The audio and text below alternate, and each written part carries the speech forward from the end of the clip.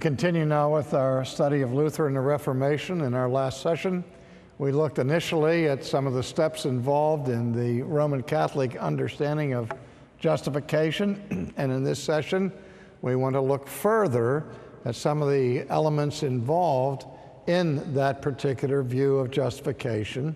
And in the following lectures, we'll try to see the contrast of the Reformation view of justification vis-a-vis the Roman view. In the 16th century, when this issue, this theological issue, exploded, the Roman Catholic Church gave a response in the middle of the 16th century with the calling of a major ecumenical council at the city of Trento in Italy, and it is called simply the Council of Trent. And reflections of that council are often discussed by the term tridentine. It sounds like it would be pronounced tridentine, but the normal pronunciation is tridentine. And so when we look to the conciliar statements of the Council of Trent, we get an examination of the official, formal decrees of the Roman Catholic Communion with respect to their doctrine of justification. And before I look at the content of that, just one word. Many people today believe that the Reformation is over and that the decrees of the Council of Trent are not relevant to ecumenical discussions today between Rome and Protestant representatives.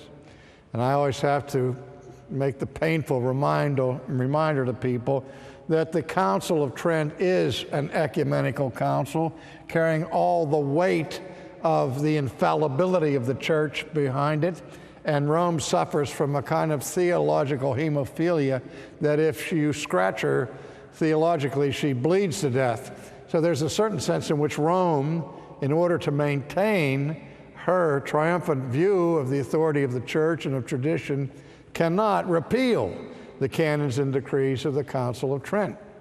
And as recently as the Catholic Catechism at the end of the 20th century, we saw a very clear reaffirmation of the authority of the Council of Trent. And so those who argue that the Tridentine teaching on justification is no longer relevant to the situation simply are ignoring what the Church itself teaches. And when I speak about the Church, I'm talking about the Roman community. You'll find priests in America and in the Western areas like Holland and Germany who dispute some of the Orthodox teachings of their own communion. But as far as the Roman Curia is concerned and the authorities in that city, the Council of Trent stands immutable as the teaching on justification. Well, justification, the Council of Trent was held over several sessions, and different issues were addressed at different sessions. The issue of the sacraments in one session, the issue of Scripture, for example, in the fourth session. Also, the problems of the corruption of the clergy and true reforms were brought to the Church to try to clean up some of the problems of simony that we've mentioned before and other moral problems that had infected the Church. But it is the sixth session of the Council of Church as Council of Trent that has the most relevance to the discussion of the doctrine of justification. And that session is divided into two parts. There is the formal teaching of the Roman Catholic view of justification as one section, and then following that are the canons that are set forth. And these canons have to do with the Church's repudiation of error and of heresy. And in the 20-some canons of the Council of Trent, the formula begins in the same way. If anyone says that then the conclusion is, let him be anathema. The first three canons are directed against Pelagianism that had been condemned in earlier church councils and were not particularly aimed at the Protestant Reformation. Now, a careful examination of the canons of Trent reveal, I think, that in many cases where Rome aimed her guns at the reformers, they missed the reformers altogether. There were certain misunderstandings implied in their anathemas. And so some have looked at that and say, well, this whole thing was a misunderstanding, and the two sides were talking past each other and didn't really understand the issues. Unfortunately, that may be true to a degree, but not all the way. There's some of those canons that are right on the mark, and they do clearly anathematize the Reformation doctrine of justification by faith. Now, here's the significance of that. If the Reformation articulation of the biblical doctrine of justification is correct, and I, of course, believe it is, to anathematize it is to anathematize the gospel.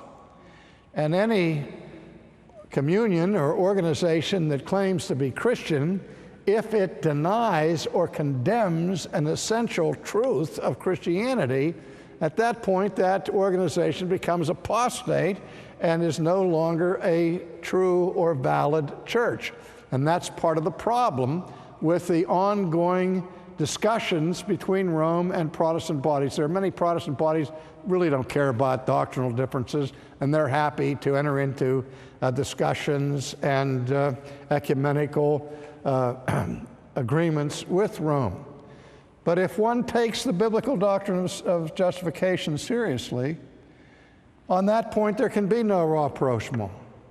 There can not be any unity unless one or the other sides surrenders, because the two positions are simply incompatible.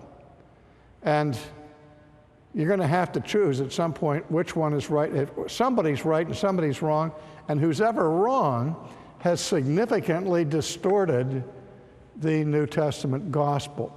And as the Apostle Paul said to the Galatians, if anyone teaches any other gospel than that which you have received, for there is no other gospel, he goes on to say, even if it's an angel from heaven, let him be anathema. So somebody is under the anathema of God here, and that issue, I'm quick to tell you, has not been resolved. Well, as serious as the canons of the anathemas of the Sixth Session of Trent are, I think the more difficult element to resolve the two sides is found in the first section of Session 6, when the doctrine of Rome is itself defined. Now, Rome goes to great length to define what saving faith is and what saving faith involves. And as I said before, it's a slanderous caricature to say that we believe in justification by faith and Rome simply believes in justification by works, as if faith were not necessary. Rather, Rome clearly teaches in the Sixth Session that faith is what we call a necessary condition for justification. And faith has three elements or steps in which it is involved. Rome, in the Sixth Session, speaks of faith as, quote, the initium, the fundamentum, and the radix of justification. To translate that, it means that faith is the initiation of justification. It's the starting place, that which begins the process of justification. It is the fundamentum, the foundation, the fundamental structure upon which justification is established. And without that foundation, without that fundamental structure, there can be no justification. And not only is it the initiation and the foundation, but it's also the radix, or the root, the radical core of justification. Now, do you hear what that's saying? Is that for Rome, faith is no mere appendage to justification. It's not some insignificant plus that is added to the sacramental power of the church. Rather, faith, as I just said, initiates, is the foundation of, and is the radical core for justification. And so it is a necessary condition. That means it's a condition without which justification cannot follow. The difference, however, is that according to Rome, faith is not a sufficient condition.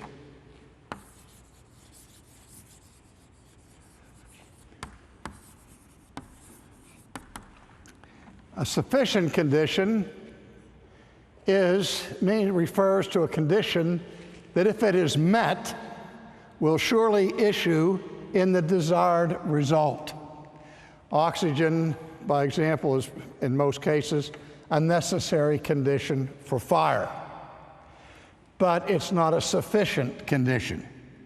No oxygen, no fire, but you can have oxygen all over the place and still not have fire, because it hasn't sufficient power to cause a fire. Thank goodness, or every time we were in the presence of oxygen, we would be breathing flames. So you understand the difference between a necessary condition and a sufficient condition. Now we know that the Council of Trent teaches that faith is not sufficient in and of itself to yield the result of justification, because in its treatment of the loss of justification through mortal sin, it explicitly declares that a person can have his faith intact, real faith intact, and while in a state of faith, commit mortal sin. And when you commit mortal sin while being in a posture of true faith, faith is not lost, but justification is. So you clearly see in that instance that one can have what we would call saving faith without justification. You can retain the faith but lose the justification because you have committed mortal sin. The next point we have to look at is how Rome understands what is the instrumental cause of justification. Now, when we speak of things that cause other things, we generally just think of causality in simple, one-dimensional terms. But the Roman Catholic Church distinguishes among several different types of causes. And in this case, this goes back to the medieval synthesis between Roman Catholic theology and the philosophy of the ancient Greek Aristotle. And Aristotle, contemplating the mystery of motion, what moves one thing to cause another, to produce change and mutations, he examined what he called various types of causes. And this becomes important to the discussion for this reason. Aristotle's famous illustration had to do with the making of a statue by a sculptor. And he distinguished among various causes. For example, the material cause, Aristotle defined as that out of which something is made. You can't have a sculpture of stone without stone. And so the matter or the stuff out of which that beautiful sculpture is formed is the stone or the bronze or whatever material you're using would be the material cause. And then he talks about the formal cause. The formal cause would be if the artist would write a sketch at the beginning of what he wanted the final statue to look like. That would be his blueprint. That would be the format that he was following. And so that would be the formal cause. The final cause would be the purpose for which the statue was being made. Maybe it was being made to beautify somebody's garden, and that's why the sculptor was hired to make the sculpture. And you went on with the efficient cause, that which actually brings about the effect of transforming the matter into a beautiful statue, would be the work of the sculptor himself. He's the efficient cause, and so on. Well, in that process, Aristotle spoke about the instrumental cause, the instrument or the tools that were used to bring about the change. A sculptor doesn't approach that block of granite or of, what's that stuff they used in Italy, marble, and with a picture of what he wanted to see at the end, a David or a Pieta or whatever, and then just simply spoke to the marble and said, be a statue. That wouldn't work too often. Usually the sculptor had to go to the task of taking his chisel, taking his hammer, and begin to chip away at that block of stone in order to shape it into a piece of art.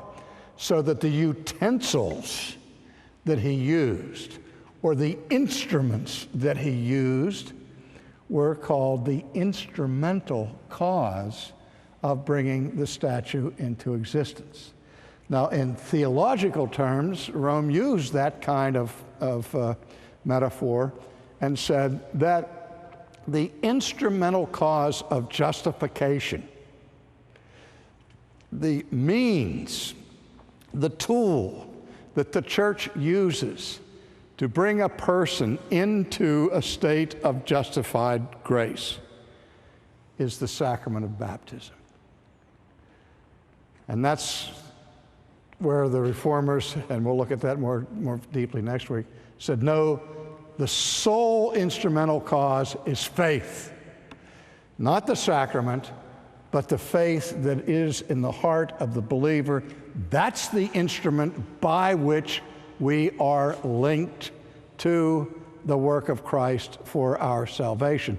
So the question of what was the instrumental cause of justification was no small issue at the time. Also, I'd like to point out that in the Roman Catholic view, we call the Roman Catholic view of justification an analytical view.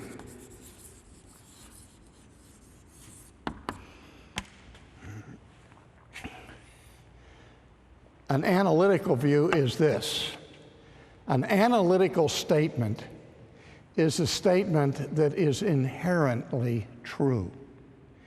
It is a formal truth that we would call a tautology. 2 plus 2 equal 4. That statement is analytically true, that is under analysis. You examine what 2 and 2 are, and you see that it is the same thing that you find on the other side of the equation, which is 4. It's a formal truth. It's not something that has to be confirmed by experimentation or observation. It's a mathematical truth, okay? Now, another example of an analytical statement is a bachelor is an unmarried man. Now, you've learned nothing in the predicate that wasn't already in the subject. You've said nothing new that defines the term bachelor than the word itself contains inherently. Do you see what I'm saying? Now, both Protestants and Catholics agree that in the final analysis, no one is justified until or unless God declares that person just. And that declaration of God is a legal declaration by his own judgment. When we say that the Roman view is analytical, that means this, that God will not say that a person is just, will not declare a person legally just, unless or until that person, under analysis, is actually just. He doesn't just count people just who aren't really just. That's why Rome goes on to say in the 16th century that before God will ever declare anybody justified, justice or righteousness must inhere within the soul of the person. The Latin there is inherens. It must be inherent within the person, so that nobody really becomes justified until, under analysis, God reads their lives, reads their souls, and sees nothing but righteousness there. If a person dies in mortal sin, he goes to hell. If a person dies with any sin, with any imperfection or blemish on his soul, that person cannot be admitted into heaven, but must first go through the purging fires of purgatory, where those impurities are cleansed away until such time as righteousness is truly inherent in the believer. You see what's at stake here. If I thought that what I had to do to get into heaven was to arrive at a state, no matter how much grace the church has for me, of pure righteousness, without any imperfections, I would completely despair of ever having salvation. If you taught me that that's how I am saved, for me, that would not be good news. It would be horrible news. And you see why what we're see in this discussion and this debate,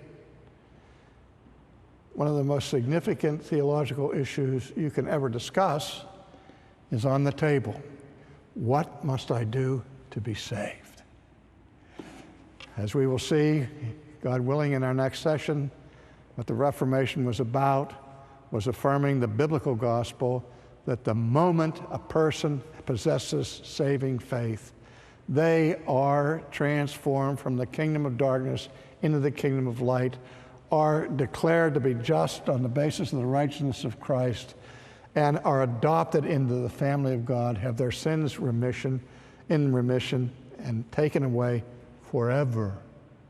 No purgatory, no second plank of justification. But, as I said, God willing, we'll look at that view in our next time together.